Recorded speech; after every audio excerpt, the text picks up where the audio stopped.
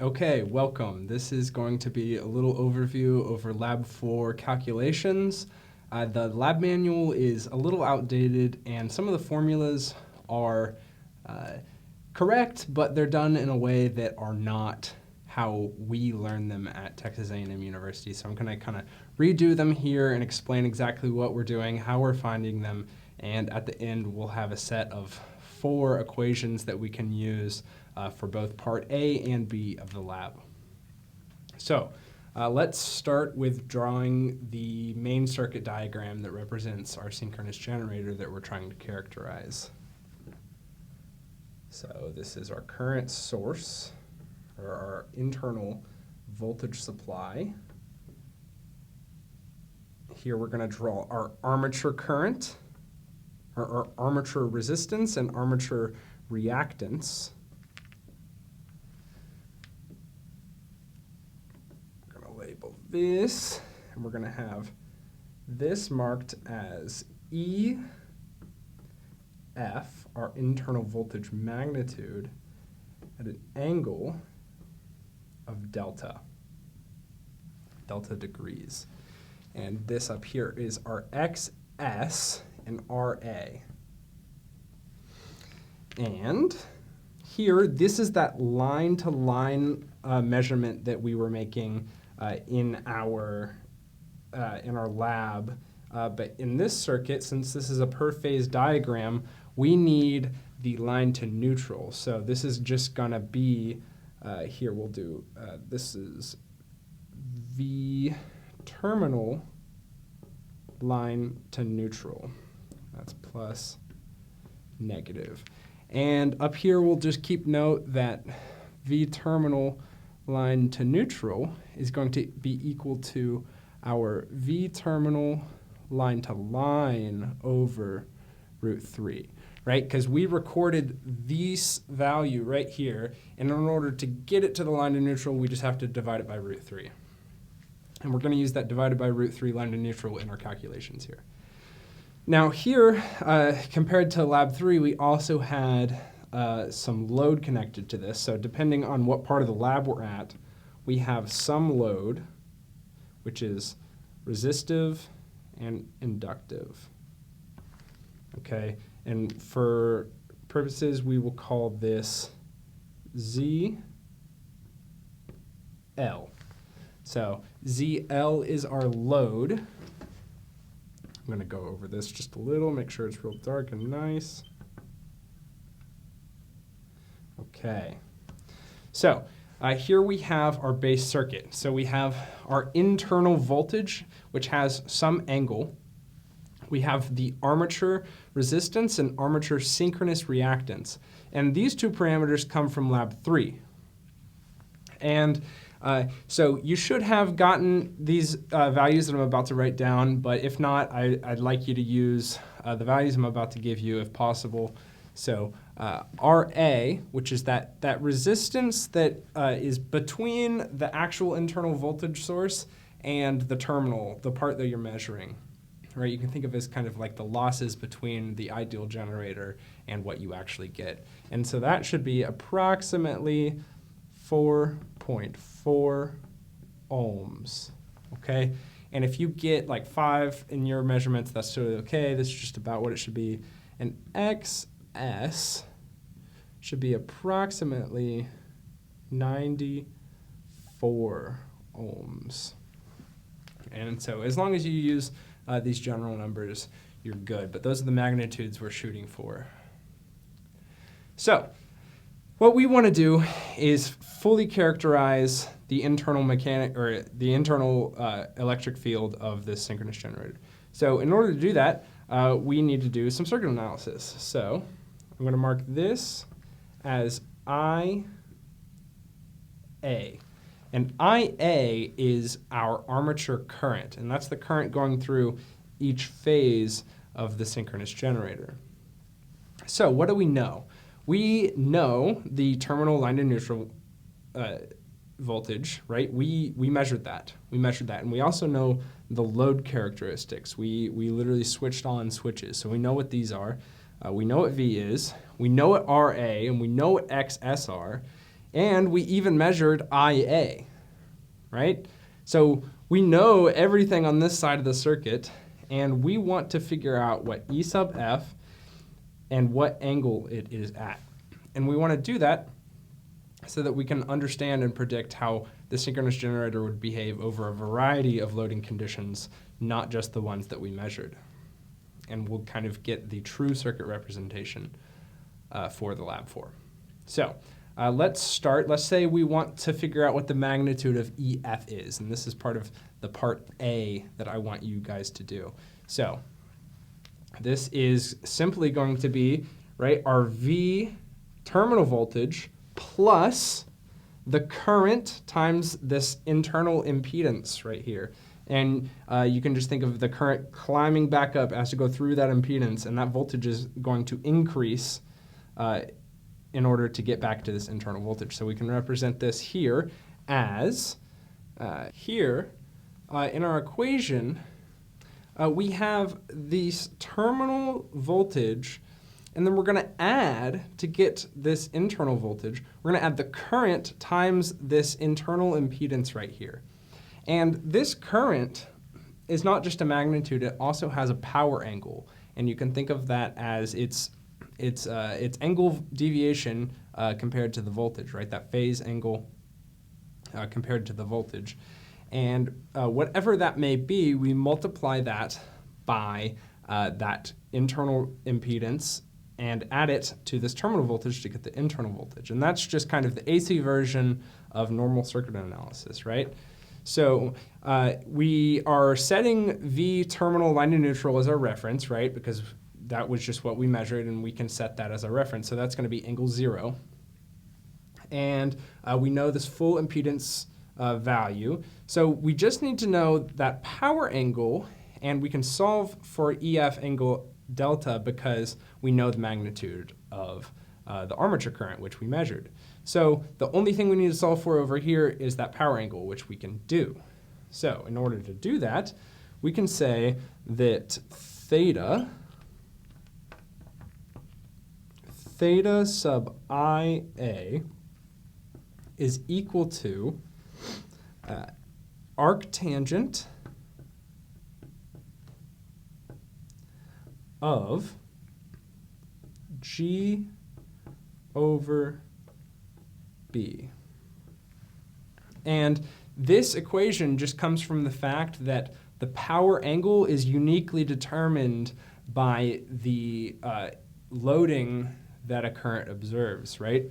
So G over B, G is just the conductance of the series value of the sum impedance, and B is the sum susceptance of the same value.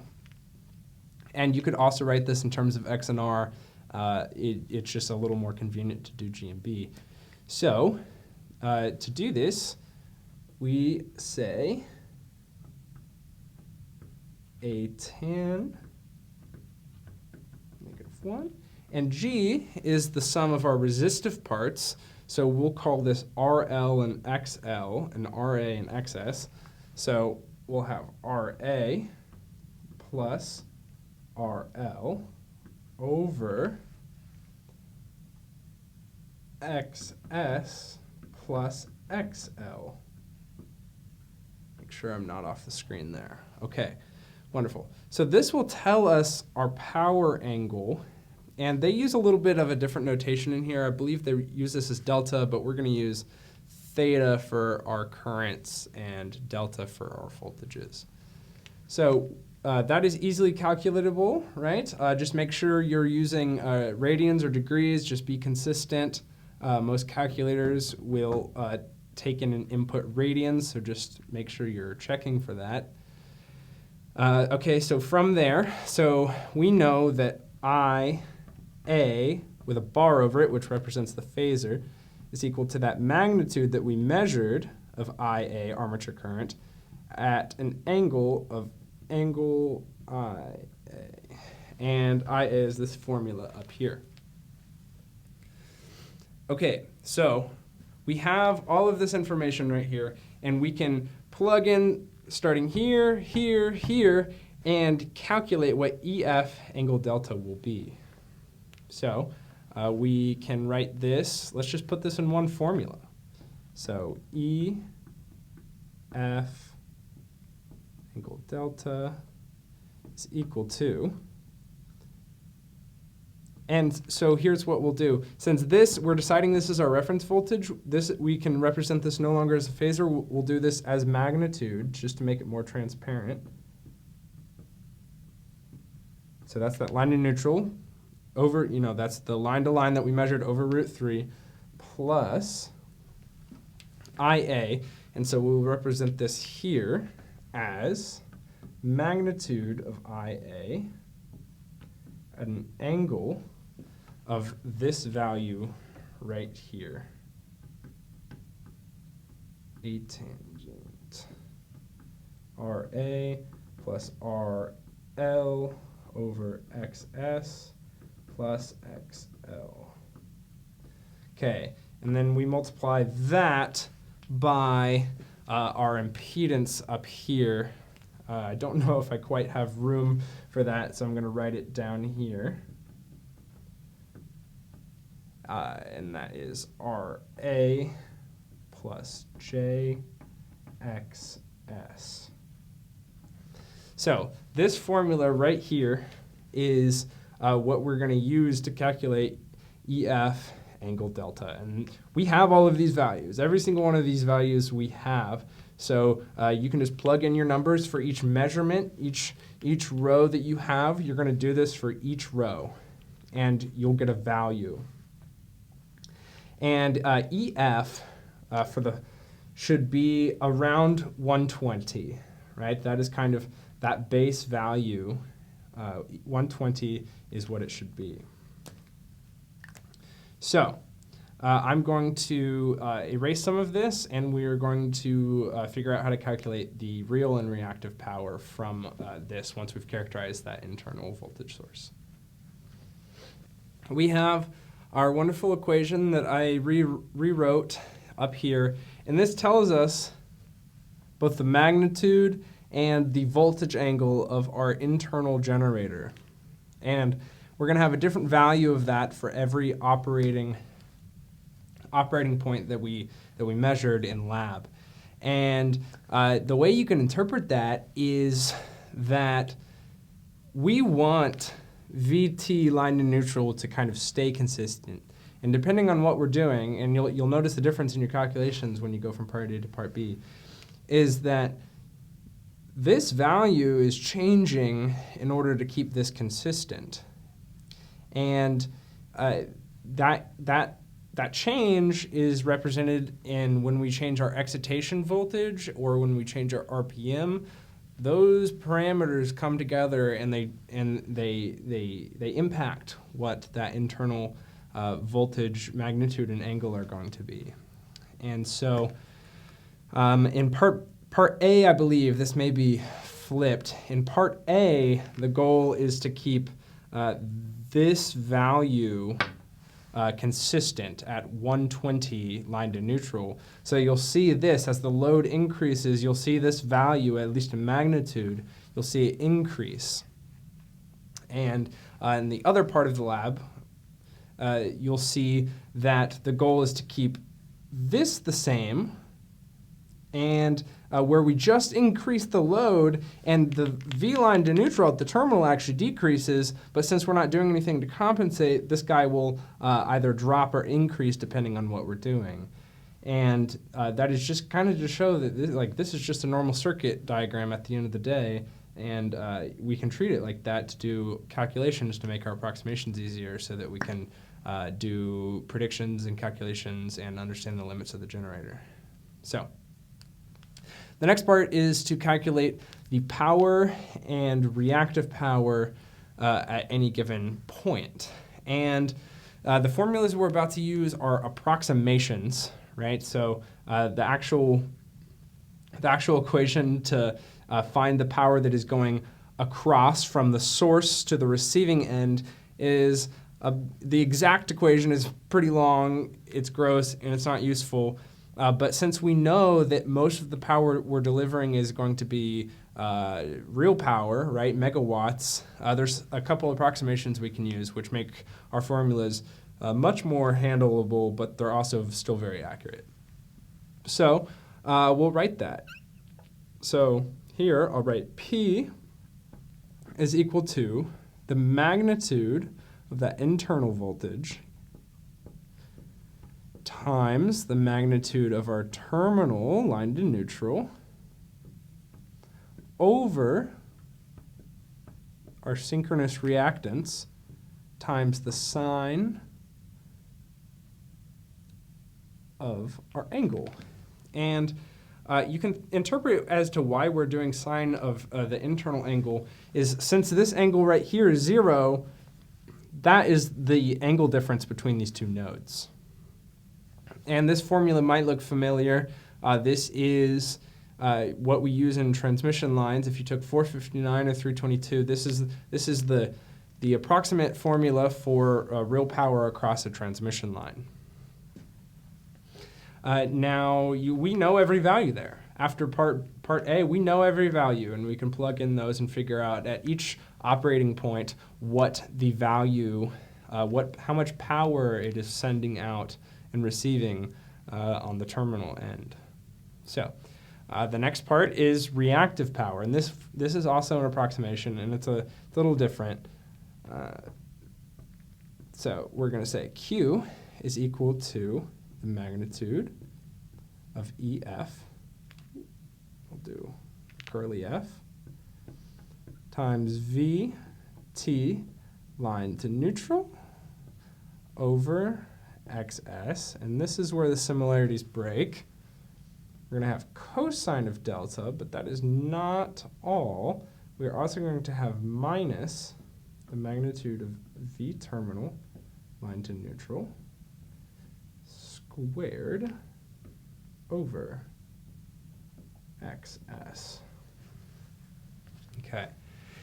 Now, the reason these formulas are a little weird and a little different compared to, say, just V squared over X or V squared over R is because we have this generator here which isn't necessarily going to be consistent. It changes, and it can change while the circuit parameters stay the same. And so these values, these functions, are now a function of the magnitude of EF and its angle.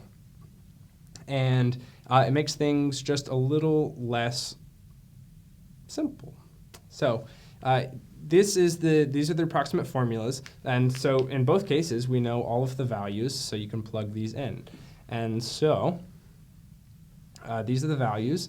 And I want you all to calculate both the internal magnitude and angle, the receiving end real power, the receiving end reactive power. And I'm going to summarize all of this, put it in a real nice, neat box so you have all the formulas, and I will come back with those. Here's our circuit, right? This is our working, operating synchronous generator. And this line kind of divides internal versus external, right? So we'll write internal. We'll write external. Okay, so previous lab, we did a short circuit and an open circuit test in order to kind of catch the extremums of this operating conditions of the generator. So we estimated the saturation reactance, which is kind of the ideal operating, what we're going to use, especially like when we're loading it here. We're going to experience a reactance internally of X sub S, which we should have approximated of 94 ohms. And if you did not get that, I want you to use 94 here so that we can get good values. Okay, and then RA, that's when we took the ohm meter just across just one of the coils of one of the phases and measured that resistance. And so we have the characteristics of what the inside reactance and resistance are. but we don't know what that hidden kind of secret magnitude and angle of the voltage inside the synchronous generator is. Okay, so that's what we're going to find.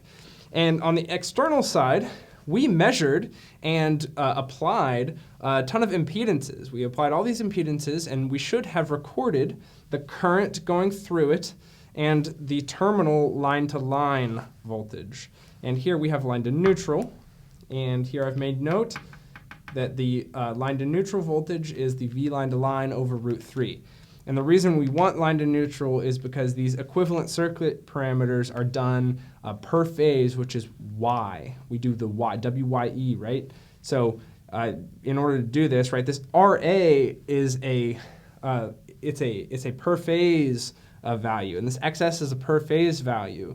And so in order for this analysis to work, we need the per phase line to neutral voltage and that internal per phase voltage. Okay, wonderful. And so this current, right, if you remember back to our AC circuit analysis, that current phase, that power angle and its magnitude are going to stay the same throughout this whole branch right here.